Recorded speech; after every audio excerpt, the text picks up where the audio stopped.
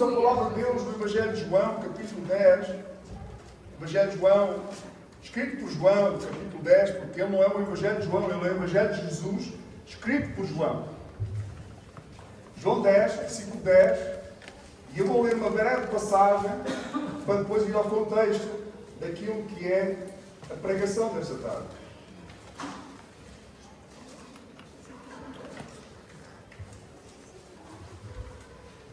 Os irmãos lá atrás conseguem ouvir? Não preciso de microfone, pois não? Amém?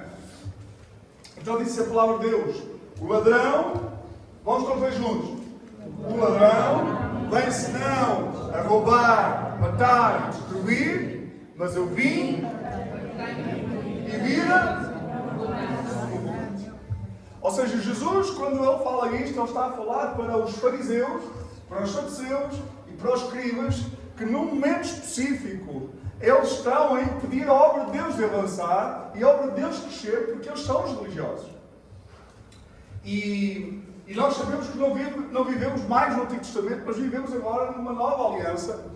Não vivemos mais debaixo de uma lei, ou não vivemos mais no tempo da lei, vivemos no tempo da graça.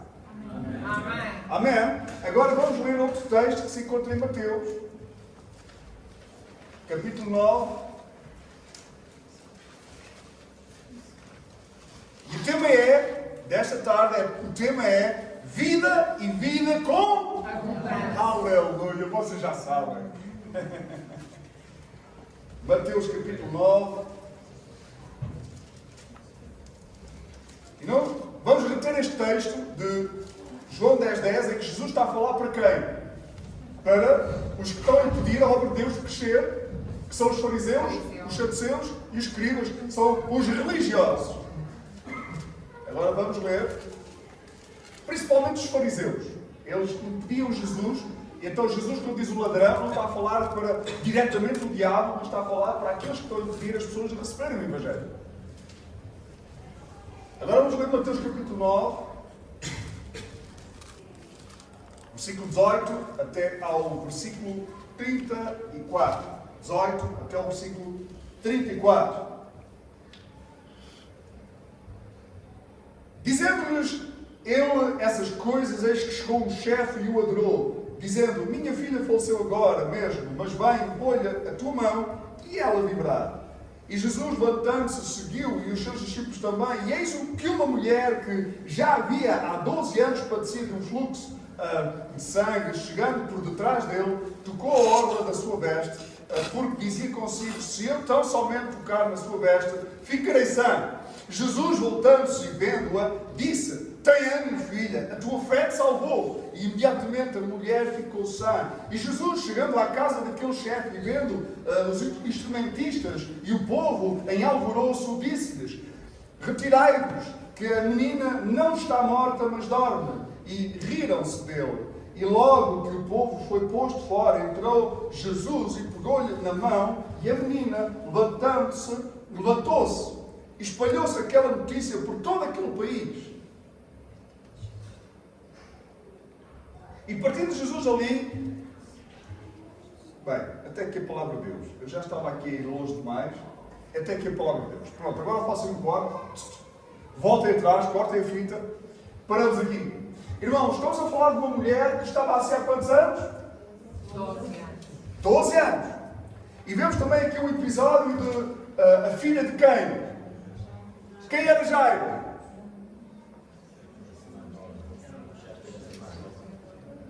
Quem? Era o responsável da sinagoga.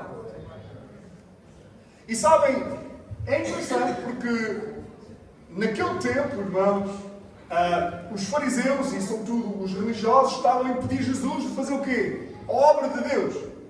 E agora aparece uma mulher com fluxo de sangue. E esta mulher aparece com fluxo de sangue. Já estava assim há 12 anos. Ela já tinha gasto tudo o que tinha em médicos. Ela já tinha feito tudo o que era possível.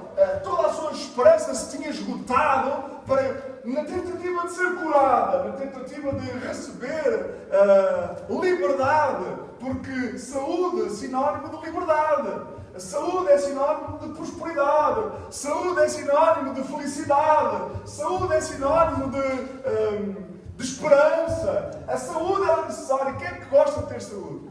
Amém. Quando nós não temos saúde, irmãos, podem se sentar aí naquele canto. Tragam mais cadeiras, por favor. Tragam mais cadeiras. Amém. Aleluia. É bom quando a casa de Deus se enche com o povo de Deus para juntos louvarmos e adorarmos a Deus. Amém, igreja? As mulheres do Antigo Testamento, irmãos, as mulheres do Antigo Testamento, no tempo da lei, elas eram escravizadas.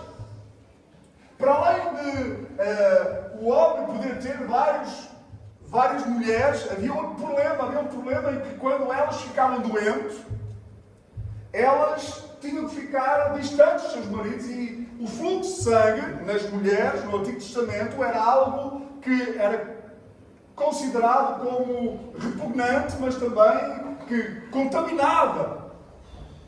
Ainda bem que hoje não vivemos mais no tempo da lei. Amém? Hoje vivemos no tempo da graça. Amém, aleluia. Nós não somos religiosos. Nós somos cristãos. Porque nós conhecemos a palavra. Porque nós conhecemos Jesus. Porque nós sabemos o que é que nos liberta e sabemos o que é que nos oprime, sabemos o que é que nos escraviza e sabemos o que é que nos dá liberdade para louvar e adorar a Deus. Amém, igreja? Aleluia! No hebraico, a palavra mulher pronuncia-se Isha. A palavra Isha é um termo que significa literalmente fêmea. No tempo de Jesus, as mulheres não podiam entrar dentro das sinagogas. As irmãs que aqui estão na cidade digam amém. Estou poucos améns. As minhas irmãs digam amém. Aleluia. Quantas são? São muitas. Nós homens temos de nos portar bem. Aleluia. Estamos em inferioridade numérica. Mas sabem, elas não podiam entrar nas sinagogas. As mulheres podem estar neste lugar para juntos louvarmos e adorarmos a Deus em conjunto. Aleluia. Homens e mulheres misturados. Jesus não separa ninguém. Amém? Jesus não prefere ninguém. Jesus não faz distinção de pessoas. Aleluia. E nós hoje vivemos no tempo da graça. Volto a dizer, tempo da graça. Tempo de farisaísmo, tempo da lei, acabou. Vocês vão entender porque é que eu estou a falar disto. Aleluia, Jesus é bom. As mulheres durante muito tempo foram vistas como seres inferiores aos homens. Eu não sou machista, eu também não sou feminista. Porque hoje fala-se muito de feminismo, fala-se muito que a mulher tem direitos disto, a mulher tem direito daquilo. E eu hoje em dia já tenho um bocadinho de dificuldade em entender o que é que calça as calças. Porque hoje as calças é para os homens e para as mulheres. Aleluia! Aleluia! Mas naquele tempo não era assim. E eu já vos vou explicar o porquê de estar a falar do tempo da lei e do tempo da graça. Havia uma mulher que tinha um fluxo de sangue. Uma pessoa que sofreu por causa do contexto da mulher na sociedade daquele tempo. Naquele tempo, o contexto da mulher era este. Sofrimento para as mulheres. Mas também para os seres humanos. Tinham que fazer coisas, tinham que viver debaixo de uma orientação farisaica, que eram usos e costumes. Nós hoje já não temos que viver debaixo de uma orientação de religiões, nem de uma religião que nos leva a Jesus Cristo. Não temos que fazer para ser, temos que ser para ter, para viver. Nós temos que ser para viver. Nós temos que ser para receber. Nós temos que ser sal e luz para este mundo, porque Deus, Ele é omnisciente, Ele sabe todas as coisas. Nós não podemos esconder nada de Jesus. Nada podemos esconder de Jesus. Podemos falar mal de A, B ou C. Podemos falar de alguém mal nas costas dela, mas Deus tudo vê, Deus tudo sabe. Irmãos, hoje não vivemos mais no tempo da lei, mas vivemos no tempo da graça. Deus hoje quer o seu louvor e adoração. Deus hoje quer o nosso coração. Deus hoje quer a nossa envolvência. Deus hoje quer o nosso relacionamento com Ele. Ele quer-nos. Onde é que tu estás? Onde é que você está? Em que ponto é que Jesus está na sua vida? Até que ponto é que Jesus é a prioridade na sua vida? O que é que dizia a lei sobre as mulheres do fluxo de sangue? Levítico, capítulo 15, não precisam de abrir, mas podem passar aqui na tela, por favor. Levítico, capítulo 15, versículo 19, diz: Mas a mulher, quando tiver fluxo de sangue, se o fluxo de sangue estiver na sua carne, estará 7 dias na sua separação e qualquer que a tocar será imundo até à tarde. As irmãs agora devem pensar, aleluia, que eu já não vivo no tempo da lei. E nós homens também, aleluia, que as nossas esposas podem estar ao pé de nós. Mesmo quando estão irritadas. Mesmo quando estão chateadas. Porque uma mulher fica desgastada. Isto aqui traz, desgasta, a mulher fica irritada. Ela entra num momento em que, com a perda de sangue, ela fica com mau humor. Mas graças a Deus, nós homens, nós temos a nossa esposa. Vivemos no tempo da graça. A salvação foi-nos entregue pela graça de Deus. Não foi de graça. Porque o preço foi muito alto. Foi o sangue de Jesus Cristo. Quando eu ouço pessoas dizerem que a salvação foi de graça, estou a pensar em crentes imaturos, irresponsáveis, que não valorizam o sacrifício de Jesus. A salvação foi de graça. Foi pela graça, mas não foi de graça. Teve um alto preço. Teve o sangue do Cordeiro Imaculado, do Filho de Deus, que por amor se entregou na cruz, e Ele quer que nós tenhamos uma vida de relacionamento com Ele. Ele quer ter o primeiro lugar na tua vida, na sua vida, na nossa vida. Irmãos, e às vezes é difícil o embate. Não é difícil o embate quando nós tentamos dar amor, quando nós tentamos dar o nosso melhor e recebemos com os pés dos nossos irmãos, recebemos com as costas dos nossos irmãos, recebemos com o mau humor dos nossos irmãos e sentimos tristes e abatidos e às vezes cometemos erros porque respondemos com a mesma moeda. Mas Jesus, Ele quer que nós sejamos transformados. Paulo diz: sede meus imitadores assim como eu sou de... Aleluia! Eu vou já ao tema, porque senão... O primeiro ponto que eu gostaria de falar nesta tarde é que a mulher do fluxo de sangue teve fé. Diz para o teu irmão, viste agora para o seu irmão, não importa se tem boa confiança ou não, e diga: tu tens de ter fé. Agora viste para o outro lado, para o teu irmão, e diga: tu tens de ter fé. Nós temos de ter fé. Porque a fé é o fundamento das coisas que se esperam e a prova das coisas que não se vê. Sem fé é impossível agradar a Deus. Aleluia, ela teve fé. Esta mulher teve fé, teve ou não teve fé?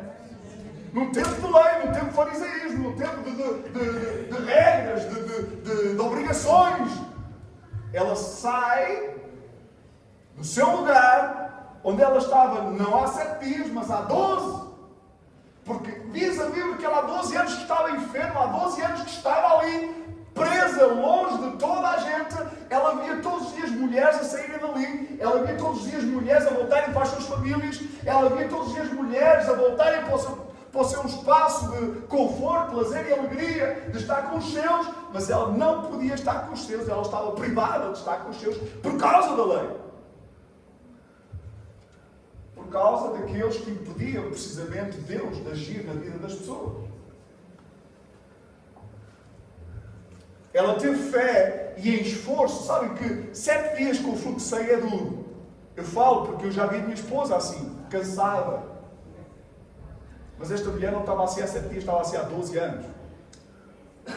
Irmãos, e 12 anos de perda de sangue continuamente deve ser super terrível e doloroso, mas pior é que esta mulher, ela estava ferida na sua alma, porque ela não podia privar com os seus familiares, ela não podia se relacionar com as pessoas, ela via mulheres a sair daquele lugar, outras que vinham e saíam, e ela via pessoas a vir, uma vez por mês, via sempre a mesma cara. Imagina, agora não digo aqui nenhum nome de pessoas que aqui estão, mas imagina que ela via a Felisbina e a Gregória, que todos os meses lá iam ter com ela. A Felisbina e a Gregória, todos os meses, uma vez por mês, lá estavam elas com ela. falavam das suas vidas, falavam, olha, o meu marido hoje portou-se bem, a outra dizia, olha, o meu marido hoje portou-se mal, dei-lhe por colher de pau. Mas ela ouvia falar da Gregória e da Felisbina, mas todos os meses eles voltavam para casa felizes e alegres, porque o período do fluxo sangue tinha acabado. Enquanto que ela ficava ali. Tem pessoas que ainda estão assim. Tem pessoas que nos dias de hoje ainda estão à espera que algo aconteça. Vivemos tempos em que nós estamos à espera que algo aconteça e que algo venha ter connosco. Que seja Deus a enviar a bênção. Que seja alguém a chegar ao pé de nós e dizer, olha, a resposta à tua oração está aqui, eu vou-te dar. Mas o que Deus quer de nós é uma fé inabalável. Fé inabalável. Diga para o seu irmão. Fé inabalável. A fé inabalável vêm as tempestades, vêm os mares, vêm os ventos, vêm os vendavais, vêm as tempestades, vêm as inundações, vêm, sei lá, os ciclones, vêm ondas que se levantam contra nós, os gigantes que se levantam contra nós, mas nada, nem ninguém nos tira a fé. Porque nós sabemos que aquele Deus a quem a gente crê, Ele existe. E que dá galardão, recompensa. Esta mulher estava ali, mas ela não ficou ali. Irmãos, nós temos que sair do nosso lugar de conforto e partir para outro lugar. Precisamos, no tempo em que estamos a viver, de reagir, agir. Reagir e agir. Nós precisamos de fazer algo de diferente.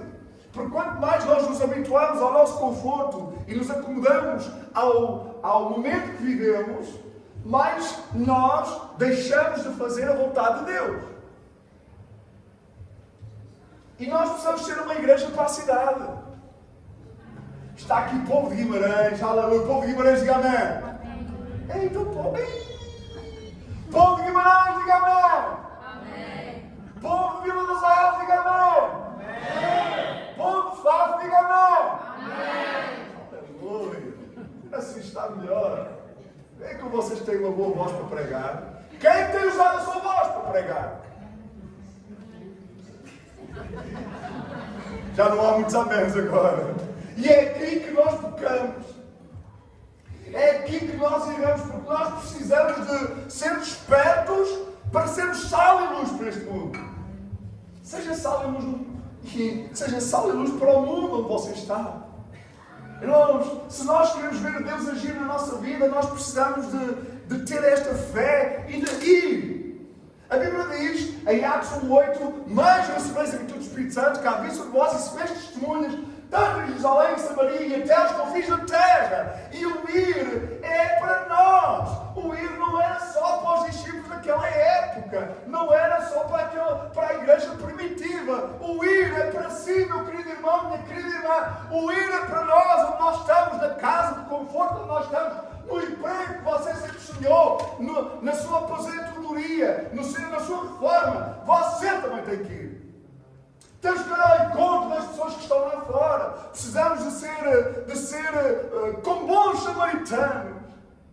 Nós precisamos de ser como bons samaritanos. A igreja não é um hospital, mas a igreja tem que se comportar como um hospital. A igreja não é Santa Casa Misericórdia, mas a igreja tem que se comportar como uma Casa de Santa Misericórdia. A igreja não tem só pastores, mas a igreja tem que se comportar como se fossem todos pastores. Sendo usados. Pedro não sabia falar, mas ele falou. Ele era o mais velho de todos os discípulos, mas ele foi aquele a quem Jesus entregou a grande responsabilidade, porque ele foi o patriarca de quem? Jerusalém.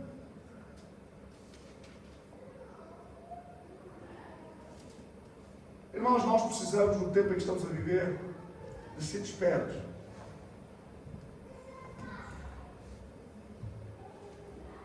Diz assim no versículo 21.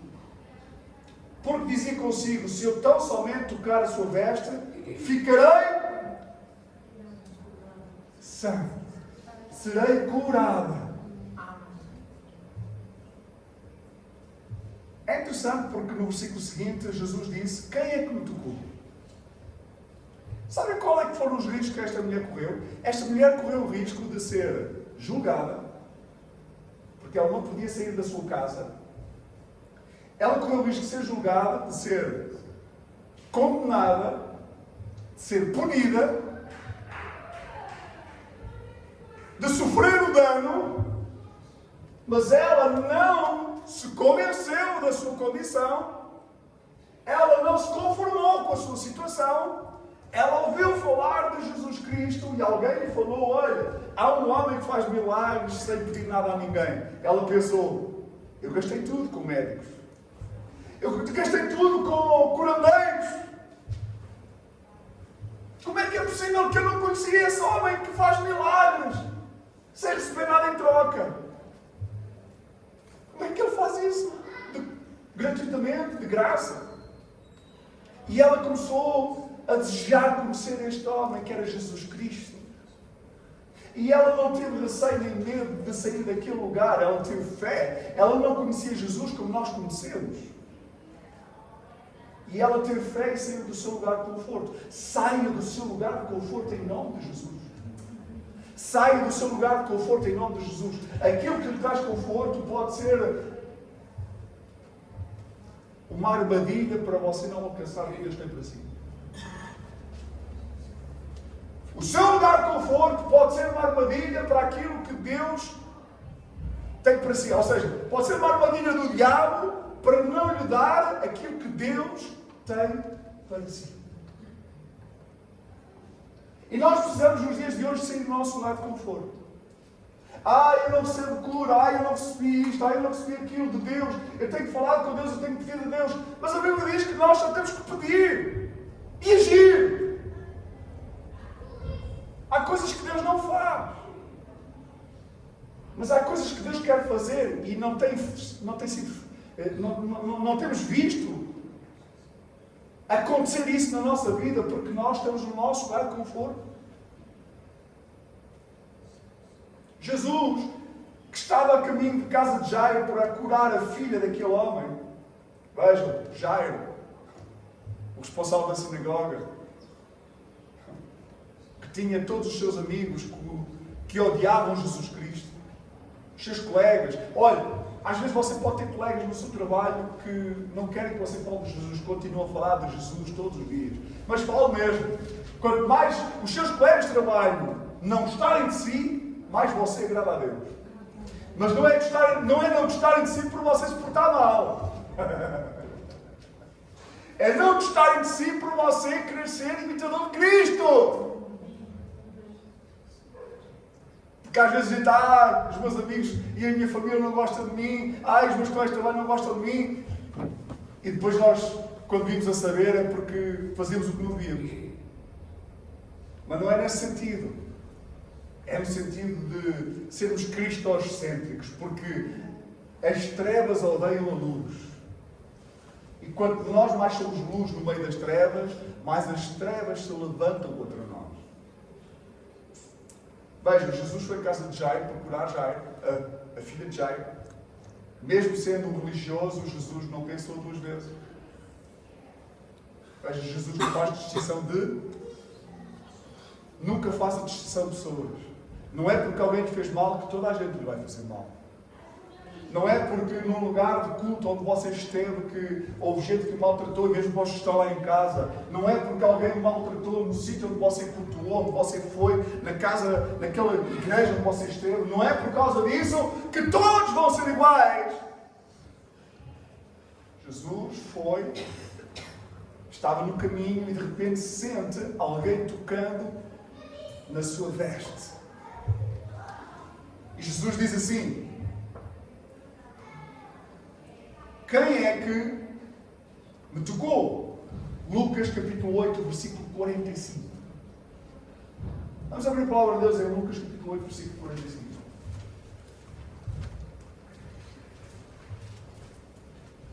E disse Jesus: Quem é que me...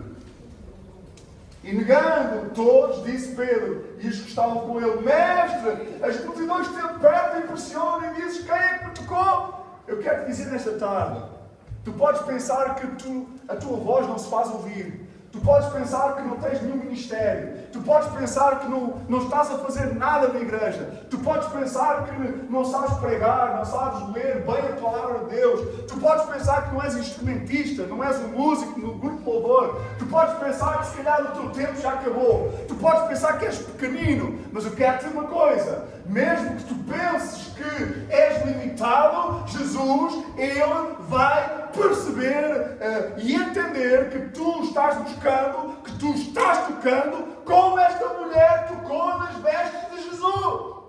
No meio de uma multidão enorme, Pedro disse, como é que é possível? Que está aqui tanta gente te sufocando, que está aqui tanta gente à tua volta e tu estás ainda a dizer, quem é que me tocou na veste? Jesus, Ele sabe e conhece desde o ventre da tua mãe. Jesus conhece a si desde o ventre da sua mãe. Ele só quer que a gente lhe toque. Ele só quer que a gente lhe fale. Ele só quer que a gente o procure. Ele só quer que a gente saia do nosso conforto. Ele só quer que a gente entregue tudo a Ele. Que confiemos nele, que depositamos nele toda a nossa confiança, toda a nossa esperança. Que todos os nossos traumas, todos os nossos sonhos, todas as nossas dúvidas, todas as nossas incertezas sejam levadas aos pés de Jesus. Porque Jesus, Ele é o médico dos médicos.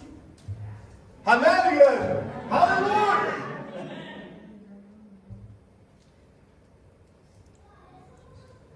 Deus não resiste a um coração sincero e contrito. Quando Deus encontra alguém com o coração quebrantado, Ele fica alegre, pois fica incapaz de dizer não. Jesus é incapaz de dizer não. Quando nós nos humilhamos, esta mulher do fluxo de sangue, ela se humilhou. Ela saiu daquele lugar onde estava aprisionada há 12 anos. Ela se humilhou porque ela provavelmente devia estar com alguma coisa ali a amparar o sangue. Ela se humilhou porque provavelmente ela devia ter uma cara pálida, uma cara de alguém que está fraco. E mesmo nas suas limitações ela foi andando cheio de limitações, descendo se calhar por um vale, não sabemos os metros de distância, mas ela se humilhou para ir ao encontro de Jesus. E nós temos que nos humilhar para irmos ao encontro de Jesus, porque quando nós nos humilhamos, Jesus, Ele ouve o nosso clamor. Posso ouvir um amém, igreja? Amém.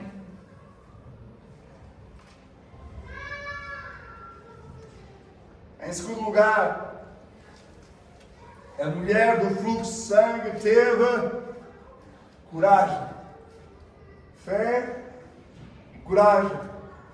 Diz para o seu irmão, primeiro para a sua esquerda e depois para a sua direita. Olha, tens de ter fé, mas também precisas ter coragem. Tens de ter fé, mas também tens de ter coragem. Não basta ter fé.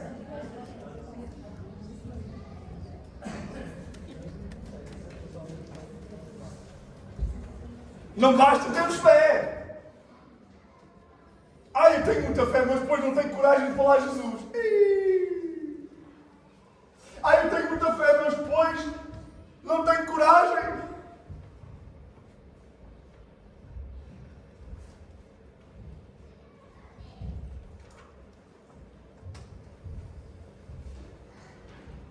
Sabem, Jesus, ao ouvir a história desta mulher, não temeu a impureza cerimonial. Lucas capítulo 8, versículo 47. Então, vendo a mulher que não podia ocultar-se, aproximou-se tremendo e, postando-se ante ele, declarou-lhe diante de todo o povo a causa do que havia tocado e como lhe sarava. Esta mulher teve coragem. Coragem de contar a sua história de vida. Coragem de declarar o seu problema. Mesmo sabendo que ela tinha um fluxo de sangue. Mesmo sabendo que para a lei aquilo era condenativo. Que aquilo era condenável, com uma punição em que poderia ser punida, sei lá, de várias maneiras. Esta mulher, ela, diante de todos, ela não teve receio, ela teve coragem de contar a Jesus. Ela não teve receio que ouvissem o que é que ele ia dizer. Ela não teve receio que à volta dissesse: olha, a mulher do fluxo de sangue que há 12 anos está ali em cima, olha, está aqui hoje. E de repente ouvir um fariseu dizer assim: quem está aqui? Vamos castigá-la, vamos buscar uma pedra, vamos todos buscar uma rocha. Ela teve coragem. Ela teve coragem de confessar. E não será que nós temos tido coragem de confessar os nossos pecados? Será que nós temos coragem de confessarmos que precisamos da ajuda de Jesus? Será que a nossa fé é assim tão grande que nos permite ter coragem? Ou será que a nossa fé é uma fé pequenina que quando pecamos não temos a coragem de declarar que pecamos? De confessar que pecamos? De confessar com a nossa boca que precisamos da ajuda de Jesus. Jesus, eu tenho fé em Ti, mas eu estou fraco. Dá-me coragem. Capacita-me. Dá-me o Teu poder. Coragem para confessar, coragem para falar, coragem para pedirmos perdão, coragem para pedirmos ajuda, auxílio, coragem para pedirmos socorro. Nós precisamos ter coragem. Nós não somos super-homens, não há aqui super-mulheres, não sei se está aqui algum super-homem com poder especial para voar, mas não está. Tenho certeza que não. Nós não somos super-heróis. Todos nós somos homens e mulheres que precisamos ter fé em Jesus, mas também precisamos ter coragem. E esta coragem é fundamental nos dias em que vivemos. Se não tivermos coragem para confessarmos, para pedirmos ajuda, se não tivermos coragem para pedirmos auxílio, se não tivermos coragem para sair do nosso lugar de conforto, se não tivermos coragem para avançar, custe o que custar e doa a quem doer, se não tivermos coragem para darmos o primeiro passo, se não tivermos coragem para querermos viver o sobrenatural, mesmo que ninguém acredite em nós, nós não vamos alcançar nada. Depois de tantos anos de luta e sofrimento, a mulher do fluxo de sangue foi curada e ao mesmo tempo foi renovada em seu âmago ao saber que o Mestre dos Mestres lhe estava a conceder a salvação. Vejam o versículo 48, Lucas capítulo 8, versículo 48. E ele, Jesus, lhe disse: tem bom ânimo, filha, a tua fé te salvou. Vai em paz. Vejam, uma lei condenava esta mulher a ficar perpetuamente nesta condição. A lei fazia com que esta mulher tivesse sobre ela um fardo impossível de suportar. Mas agora Jesus agora vem para que o fardo desta mulher seja leve. Jesus, nesta tarde, quer que o seu fardo se torne leve. Eu sei que estão aqui pessoas nesta tarde que estão a passar por um momento de cansaço. O momento de fadiga pode não ser espiritual, mas pode ser físico. Para outros pode não ser físico nem espiritual, mas pode ser emocional. Em que já, por várias formas, tentou, mas não consegue ver na sua família o sobrenatural acontecer. O fardo pode estar pesado na sua vida e Jesus, tal e qual como Ele disse, Ele vem para carregar connosco. Amém? Amém. Ele vem para se instalar ao nosso lado e carregar o jugo. O jugo que é transportado por dois bois. Jesus faz uma alusão, e esta alusão é em que Ele se disponibiliza voluntariamente a se colocar ao nosso lado, para que aquilo que a gente esteja a transportar não seja demasiado pesado. Amém, igreja? E Ele diz na sua palavra que é manso e humilde de coração. Ele se disponibilizou, ao morrer na cruz, Ele disponibilizou-se a carregar consigo o seu fardo. E Ele está aqui nesta tarde claramente a querer falar à tua vida, à sua vida, para que todos os seus problemas espirituais, problemas emocionais, problemas físicos, sim, porque só há uma coisa que Jesus não pode fazer. Jesus não vai tornar ninguém rico, Jesus não vai fazer ninguém ficar super abundante financeiramente só porque sim, porque se não for para Deus, todo o louvor e adoração,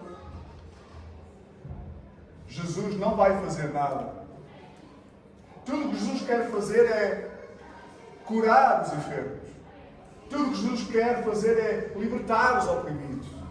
Tudo o que Jesus quer fazer é curar a nossa alma e também nos trazer a salvação. Porque Deus amou o mundo de tal maneira que enviou o seu único Filho ao mundo para que todo aquele que nele crê não morra, mas tenha a vida eterna. Amém? Todos falam sobre fé que move montanhas, mas muitos poucos falam das bases necessárias para alcançarem a abundância que Jesus prometeu para os seus seguidores. A fé sem obediência é uma fé morta, é uma fé infrutífera, incapaz de produzir uma ligação entre Deus e nós. A obediência deve ser natural em nós e devemos ambicionar obedecer todos os dias, porque sabemos o que Deus ama e que Deus ama a obediência. A obediência não deve ser fingida e praticada apenas como um desejo de alcançar a bênção que tanto desejamos. Isso com Deus não resulta, porque Ele é onisciente e conhece as nossas intenções. De acordo com Gálatas, capítulo 5, versículo 22 a 23, o fruto do Espírito é o quê? Alegria, amor, alegria, paz, paciência, amabilidade, bondade, fé, mansidão, temperança, domínio próprio. Vamos lá abrir Gálatas, capítulo 5, versículo 22 a 23.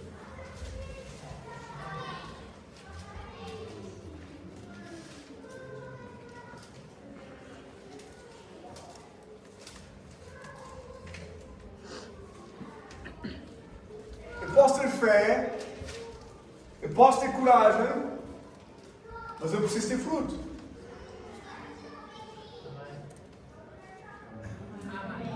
Porque sem fruto, eu sou como um ladrão. Eu sou um fariseu. Sem fruto, eu torno-me como um fariseu. Jesus disse, o ladrão veio senão a roubar, matar e destruir, mas eu vim para dar vida e vida com mudança. Eu não vim para julgar. Eu não vim para condenar. Eu não vim para tornar o fardo ainda mais pesado. Eu não vim para comer só com os que cheiram bem. Eu vim para comer com os sem-abrigo, eu vim para comer com as pessoas que nada têm, eu vim para comer com pecadores, eu vim para comer com beberrões, eu vim para comer com prostitutas. Foi assim que Jesus veio. Então Jesus não vem para só dar fé e coragem. Jesus veio para dar fé, coragem e para que estes que são os seguidores de Cristo tenham o fruto do Espírito. Irmãos, nós, igreja, precisamos ter o fruto do Espírito nos dias de hoje. Amém? Amém. E à nossa volta as pessoas têm que ver em nós este mesmo fruto. Às vezes é difícil, já me aconteceu a mim e acontece a todos nós, porque todos nós somos falíveis, todos nós somos pecadores, todos nós temos momentos menos bons às vezes. E já me aconteceu a mim também ser atacado, e eu, em vez de responder com o fruto do Espírito, ataquei. Mas nós, como filhos de Deus, precisamos ter fé e coragem e atacar com o fruto do Espírito. Porque quando nós atacamos com o fruto do Espírito, nós somos sal e luz para este mundo. A parábola do bom samaritano diz que no caminho ia um doutor da lei e um levita, que passaram por um homem que foi agredido e roubado. E diz que nenhum deles foi sensível para com aquele homem. Que viram um homem com sangue, porque foi agredido, ferido, viu aquele homem a sofrer, viram aquele homem a sofrer, e tanto o doutor da lei, neste caso fariseu, o padre, o pastor, passou largo, e que aquele levita, que era o que tocava na sinagoga, ou aquele que tocava no grupo de louvor, também passou de largo. Mas havia um homem que era samaritano. Sabem, os samaritanos eram odiados por quem? Pelos israelitas, pelos judeus. Eram irmãos, mas eram odiados. Diz Jesus que o samaritano cuidou daquele homem. E diz: quem é que fez a vontade do Pai? Foi o doutor da lei que fez a vontade do Pai? Foi o levita que fez a vontade do Pai?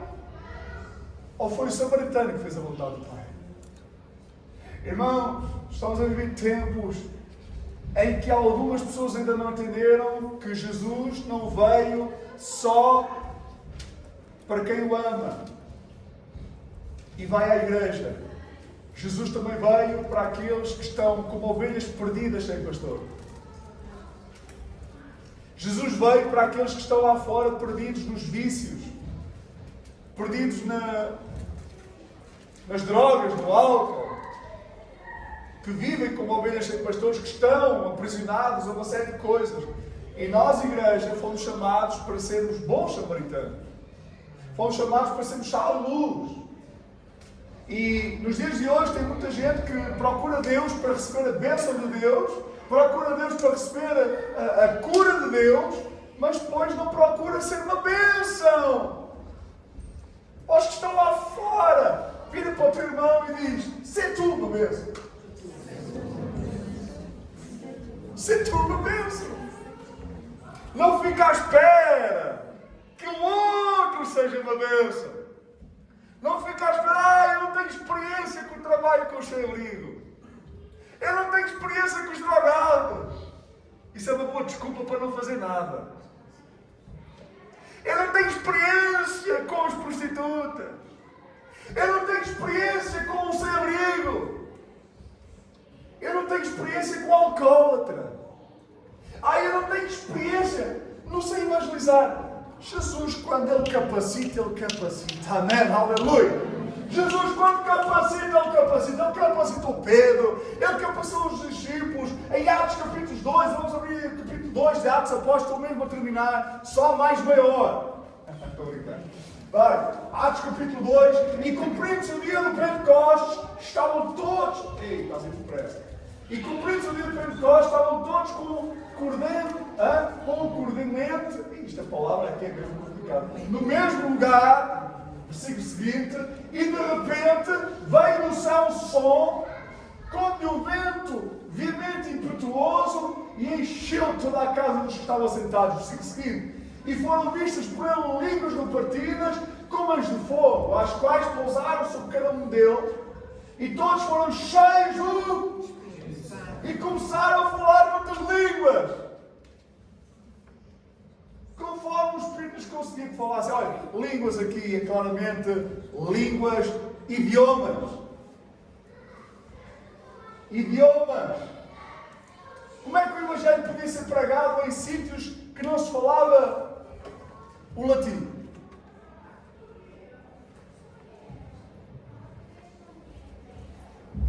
Como é que eles podiam ir para países e para regiões do mundo onde não se falava o latim?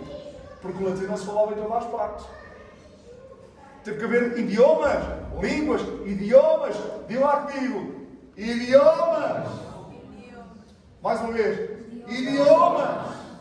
Não eram línguas como aquelas coisas que a gente conhece por aí.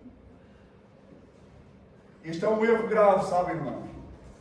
É um erro de algumas pessoas que ensinaram de forma errada. Foram capacitados para falar em outras línguas. Francês, alemão, português, inglês. Línguas. Versículo seguinte. E em Jerusalém estavam habitando judeus, homens religiosos de todas as nações que estavam debaixo do céu. E quando aquele som ocorreu, juntou-se uma multidão e estava confusa, porque cada um os ouvia falar na sua própria língua. Versículo seguinte.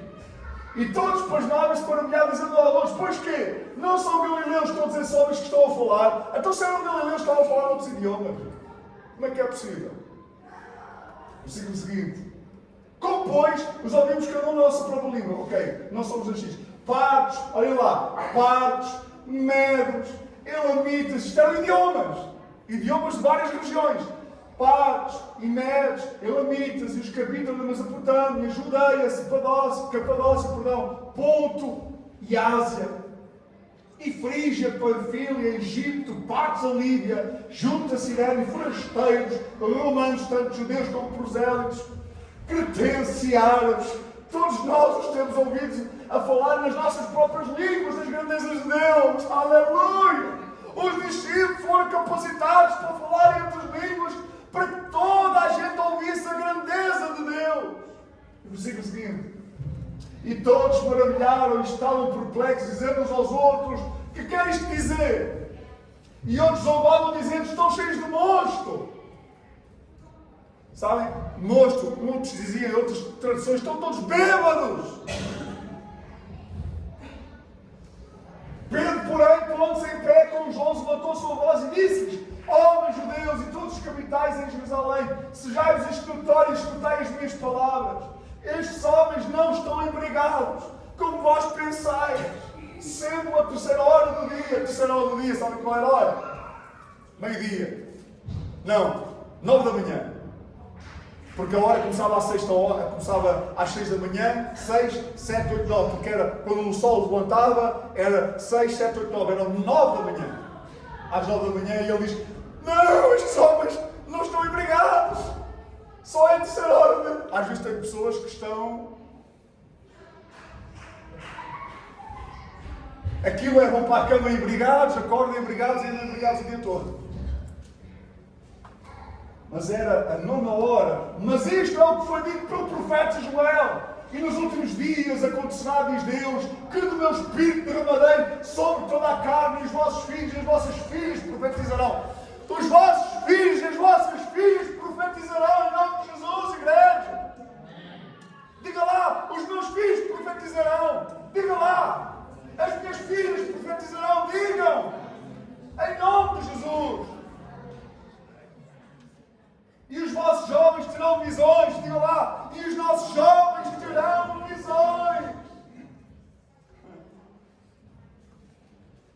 E os vossos velhos sonharão sonhos. A nossa igreja, os nossos irmãos mais antigos da igreja, terão sonhos. Em nome de Jesus. Fé, coragem e fruto. Irmãos, o fruto é nós sermos sal e luz para este mundo. Fruto é sermos sal e luz para este mundo. Ai, o amor, paz, alegria, bondade, benignidade, fé, mansidão, temperança. Pois é sal e luz para este mundo. Versículo seguinte. E também do meu espírito derramarei sobre os meus céus. Olha lá, o que é que diz? E também do meu espírito derramarei sobre os meus servos, sobre as minhas servas, naqueles dias, e profetizarão, e farei aparecer prodígio em cima, no céu, e sinais embaixo da terra, e sangue e vapor de fogo, e o sol se converterá em trevas, e a lua em sangue, antes de chegar ao grande dia glorioso do Senhor. O dia glorioso do Senhor já chegou. O dia glorioso do Senhor já chegou. Senhor, Jesus já voltou. O que é que nós estamos a fazer? O que é que nós estamos à espera, irmãos? estamos à espera, igreja? O que é preciso acontecer? O que é preciso acontecer amanhã para nós sermos despertos?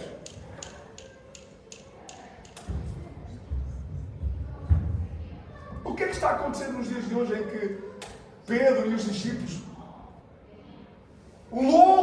foram loucos, saíram dos seus lugares de conforto para levarem a palavra, sem saberem ler nem escrever, aleluia.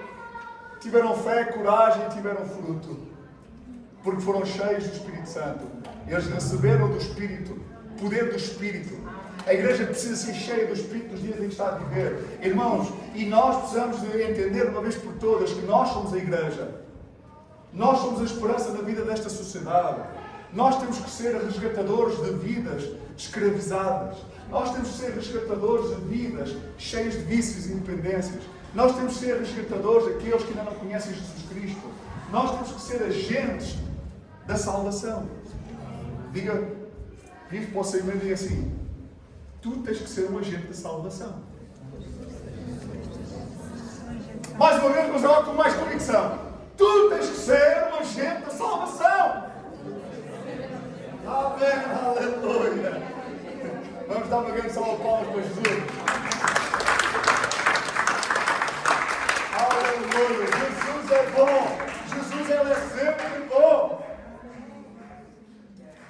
Irmãos, está aqui alguém nesta tarde que necessite de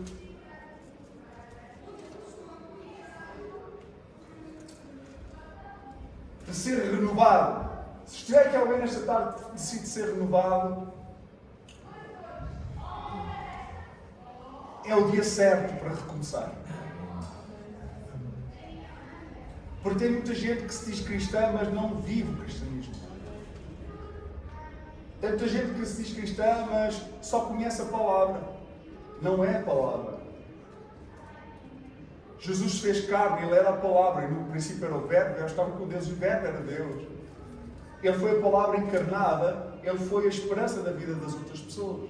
Nós somos agentes de salvação. Nós somos agentes de Cristo. A igreja tem que ser desperta. Irmãos, esta igreja já era para estarmos num lugar maior. Eu pensei que este ano já estávamos numa sala maior. Eu pensei mesmo, e eu continuo a dizer, continuo a acreditar, que este ano esta sala vai ser pequenina demais para tanta gente. Mas irmãos, mas são vocês que são agentes de salvação. É você que é agente de salvação na sua rua. É você que é agente de salvação na sua casa. É você que é agente de salvação no seu trabalho. É você que é agente de salvação onde você vai fazer as compras, onde você vai de férias. Amém. Eu vou pedir ao grupo do louvor para subir. E como hoje é culto de Santa Ceia também, eu vou ler uma palavra. Aliás, vou pedir ao nosso irmão para poder vir aqui ler a palavra referente à Santa Ceia. A última ceia, neste caso, de Jesus Cristo. Amém?